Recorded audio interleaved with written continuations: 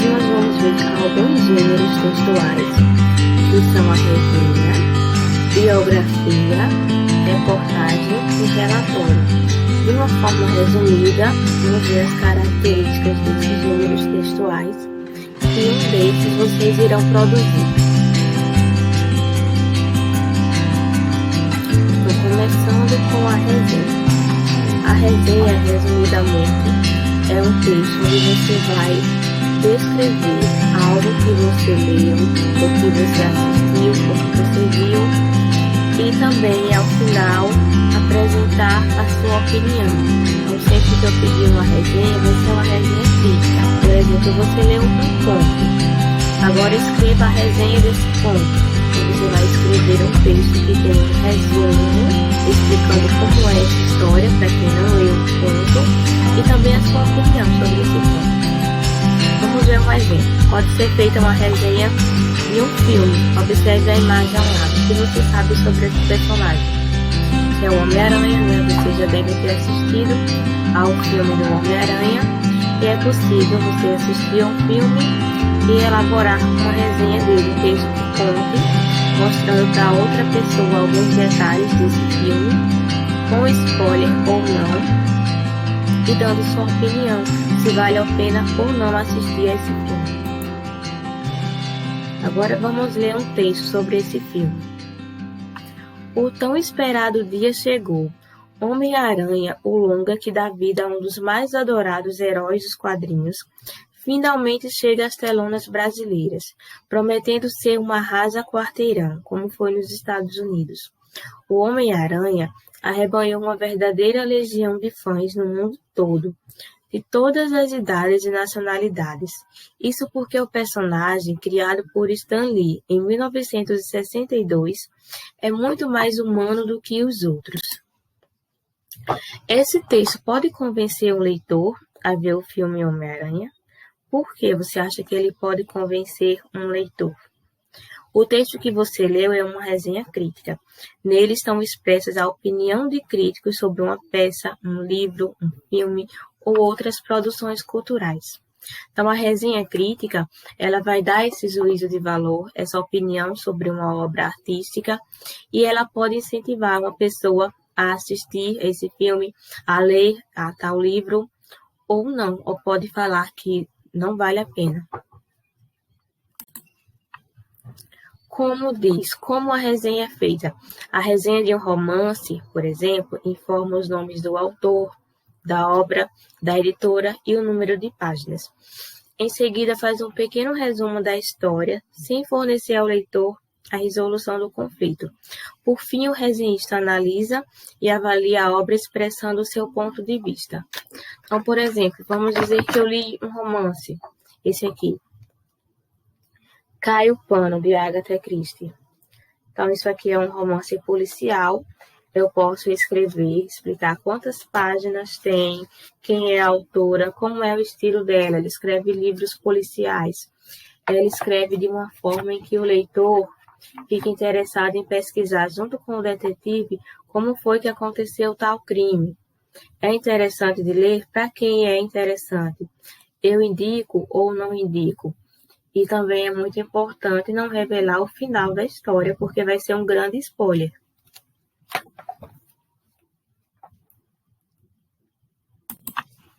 Para quem é interessante ler ou assistir essa resenha. A resenha pode ser escrita, mas hoje em dia também existem muitas resenhas que são em vídeo. No YouTube vocês vão ver muitas resenhas, tanto de filmes, como de novelas, como de livros. A resenha se dirige ao público-alvo do objeto resenhado. Porém, ao produzir a resenha de um filme infantil, por exemplo, o resenhista deve se dirigir a interlocutores adultos, pois serão os pais os responsáveis por avaliar o interesse desse filme para seus filhos. Então, o resenhista de livro, ele vai resenhar para aquele público que se interessa em literatura. O resenhista de novela vai escrever para quem se interessa para aquele público. Tem essa particularidade de quando uma obra artística é voltada para o público infantil, ela vai se dirigir principalmente aos pais, porque são eles que vão escolher o que os filhos vão assistir ou ler.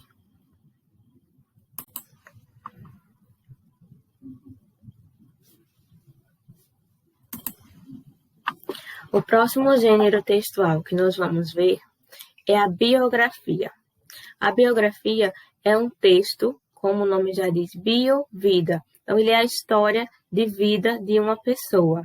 Pode ser alguém, uma celebridade, pode ser alguém que foi importante para a história. Esse é um texto que eu vou solicitar que vocês produzam, então prestem bastante atenção. Antes de ler o texto, pense nessas questões e comente. Vocês não irão produzir uma biografia de uma celebridade, mas vocês irão produzir biografias e depois nós iremos compartilhar com os outros colegas também. Então, prestem bastante atenção.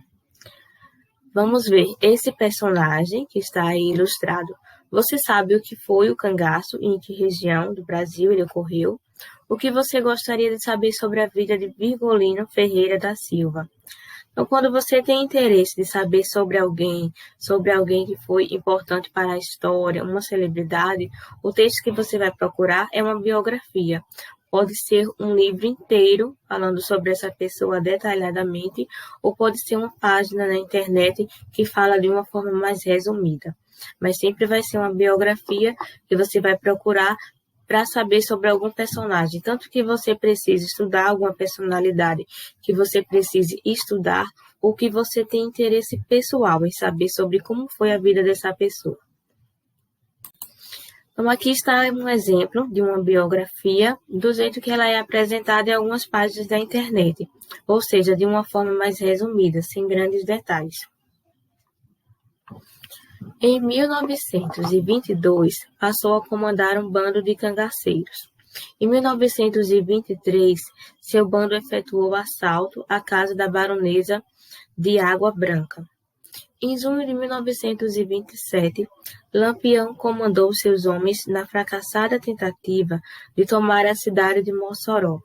Chegaram nessa ocasião a sequestrar o coronel Antônio Gurgel. Na década de 1930, Lampião e seu bando passou a ser procurado por policiais de vários estados do Nordeste.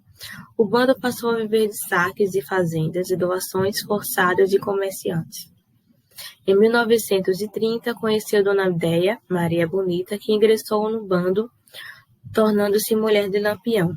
Em 1932, nasceu a filha do casal, Expedita Ferreira.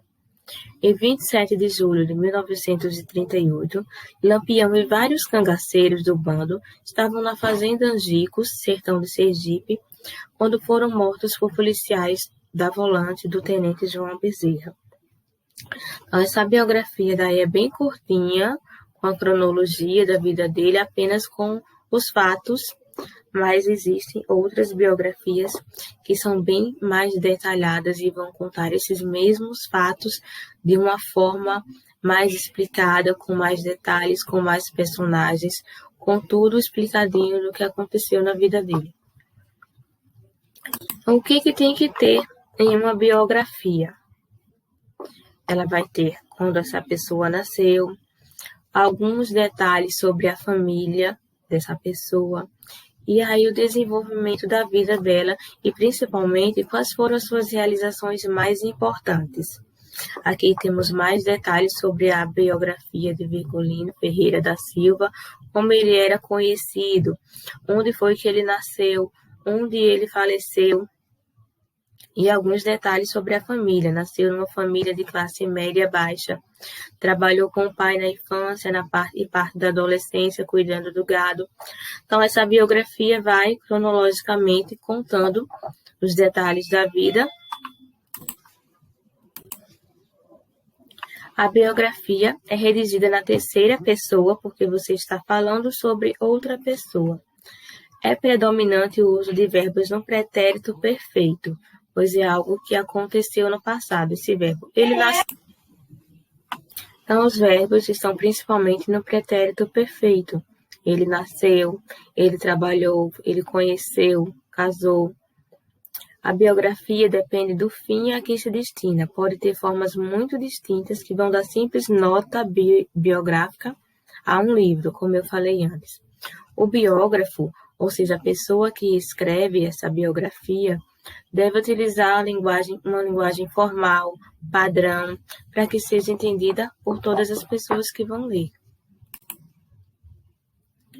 Agora vamos a mais um gênero textual, que é a reportagem.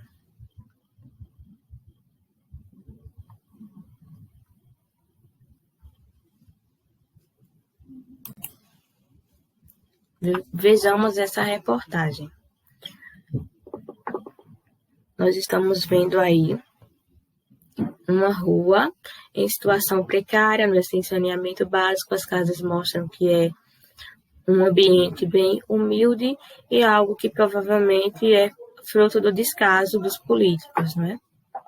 Qual é o impacto ambiental causado pelo despejo dos esgotos em local inapropriado? Então, a reportagem, diferente da notícia, ela é um fato, não é um fato que acabou de acontecer, muito recente. É algo que está acontecendo no mundo que chama a atenção do repórter, da pessoa responsável pela reportagem. Então, ele vai atrás dessa reportagem, de entrevistas e imagens para ver o que acontece. Quem escreve a reportagem é o jornalista. O que diz? Uma reportagem pode tratar de assuntos atuais ou não, do interesse de muitas pessoas ou de grupos específicos, crianças, jovens interessados em artes, em carros.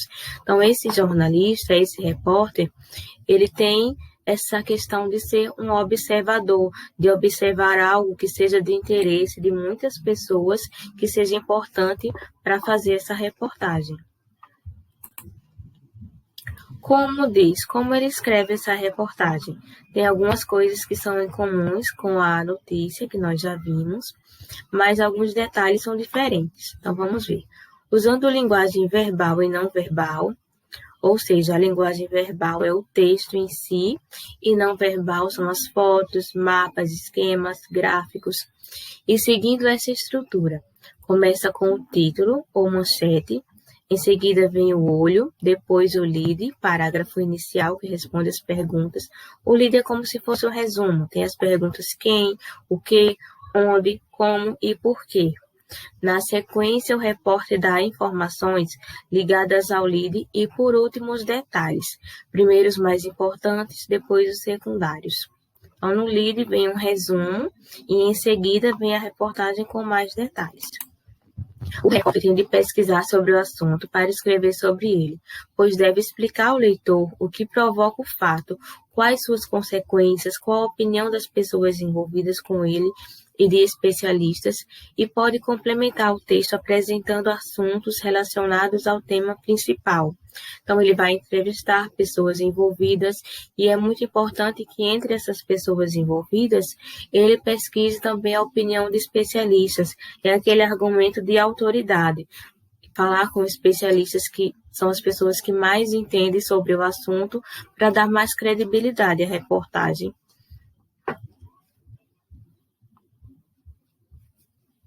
Então, vamos a mais um gênero textual, que é o relatório.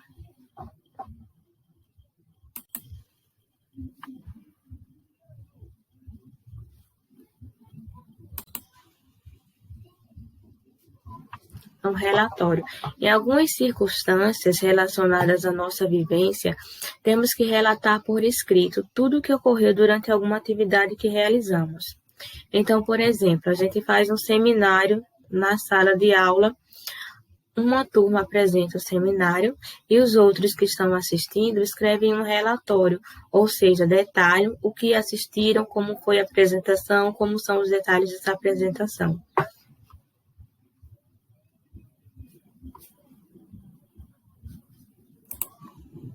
Então, como deve ser feito esse relatório?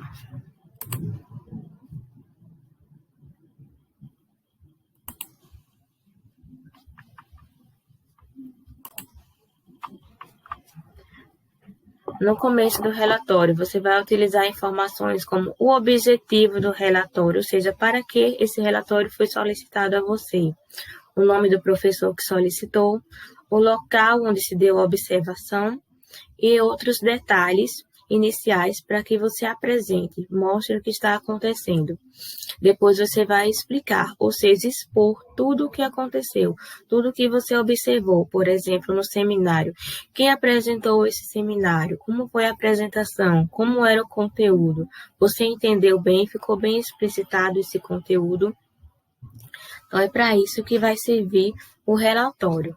Dentre todos esses gêneros textuais que a gente viu, nós vamos ver mais detalhadamente alguns deles, mas o que vocês vão produzir vai ser justamente a biografia.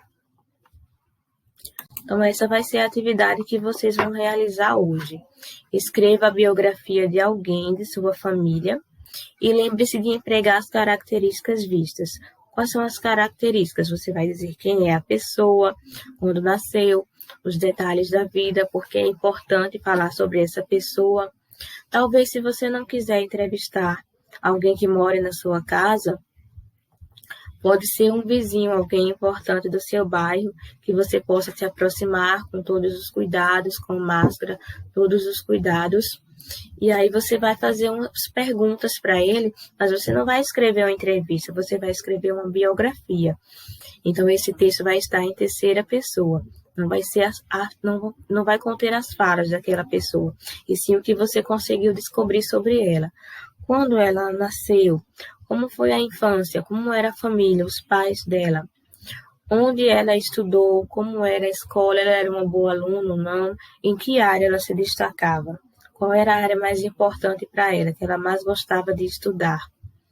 Isso foi importante para a vida adulta dela. Então, como foi essa vida adulta? Ela casou, ela trabalhou. Tente descobrir esses fatos sobre uma pessoa que você acha importante, interessante para a sua vida. E aí escreva essa biografia.